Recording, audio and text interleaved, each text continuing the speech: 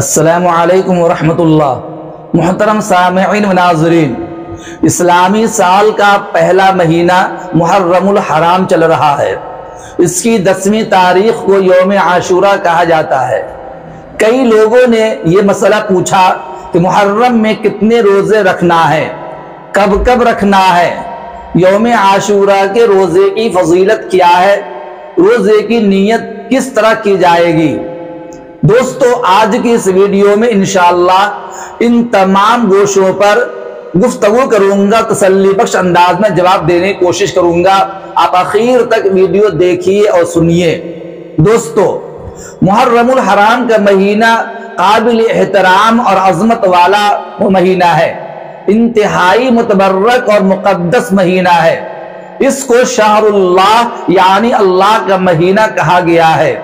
इसकी आज़मत और हुर्मत और फजीलत और मकाम और रुतबा ये नबी करीम सल्लल्लाहु अलैहि वसल्लम ने अपनी ज़बान मुबारक से इरशाद फरमाया है। शहादत हुसैन से बहुत पहले से इसकी फजीलत और आज़मत का तज़किरा है। बल्कि यूं कहा जाए, जब से अल्लाह ताला ने ज़मीन और आसमान को पैदा किया उस वक्त से ही मुहर्रमुल हराम की अज़मत और इसकी फजीलत चलती हुई आ रही है। इसको शहादत हुसैन के साथ जोड़ना इंतहाई दर्जा बदख्याली है। बल्कि मैं तो यूं कहता हूं, सैयदना हुसैन रज़ियल्लाहु ताला अन्हु की शहादत तो नबी करीम सल्लल्लाहु अलैहि वसल्लम की वफात के 50 साल के बाद ये वाक़या पेश आया है।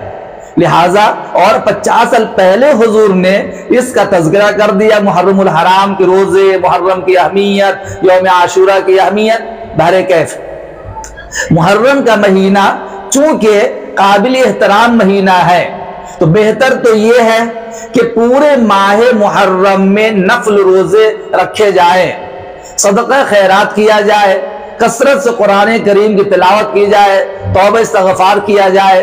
ताजदार मदीना मोहम्मद अरबी सल्लल्लाहु अलैहि वसल्लम ने मुहर्रमुल हराम में रोजे रखने की तरगीब फरमाई है। हजरत अबू हुरैरा रज़ियल्लाहु ताला अन्हु से रिवायत है कि नबी करीम सल्लल्लाहु अलैहि वसल्लम ने इरशाद फरमाया, अफजल तरीन रोजे रमजान के बाद माह मुहर्रम के हैं और फर्ज नमाजों के बाद अफजल तरीन नमाज रात की नमाज तहज्जुद की नमाज है। अगर किसी वजह से पूरे महीने रोजा नहीं रख सकते, बिजनेस है, कारोबार है और आना जाना बहुत दुश्वारियां होती हैं, रोजा अगर नहीं रख सके तो कम अज कम यौम आशूरा का रोजा रखे, यानी 10वीं मुहर्रमुल हराम को रोजा रखने का एहतमाम कीजिए। 10वीं मुहर्रमुल हराम के रोजे की अहादीस में बड़ी फजीलत वारिद हुई है। रमजान के अलावा बाकी 11 महीनों के रोजों में, याद रखिए, रमजान के अलावा बाकी 11 महीने जो है उनमें मुहर्रमुल हराम के रोजे की अजमत और दिनों के अंदर जो है वो ये 10वीं मुहर्रम के रोजे की अजमत का जिक्र है। नबी करीम सल्लल्लाहु अलैहि वसल्लम ने इरशाद फरमाया कि 10वीं मुहर्रम के रोजा रखने से ये रोजा 1 साल के गुनाहों का कफ्फारा बन जाता है, यानी अल्लाह ताला 1 साल के गुनाह सगीरा को माफ फरमा देता है।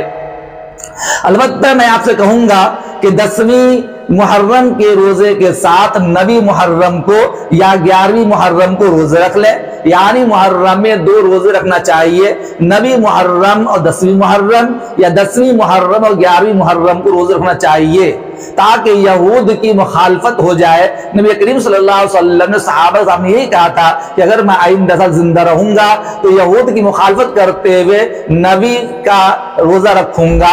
लिहाजा हमें और आपको चाहिए कि नवी और 10वीं या 10वीं और 11वीं का रोजा रखने का एहतमाम करना चाहिए।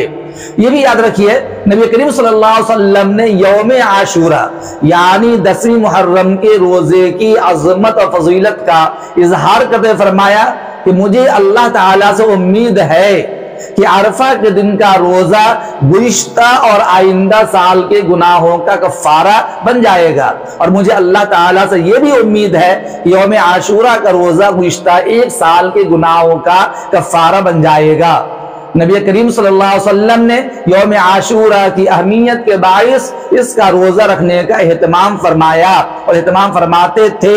चुनांचे बुखारी शरीफ की एक रवायत है, 1867 नंबर की रवायत, रावी इब्ने अब्बास रज़ियल्लाहु ताला अन्हु है कि वो फरमाते हैं कि मैंने नबी करीम सल्लल्लाहु अलैहि वसल्लम को दिनों में से आशूरा और महीनों में से माह रमजान के रोजों से ज्यादा किसी दिन या किसी महीने के रोजा रखने का एहतमाम करते हुए नहीं देखा।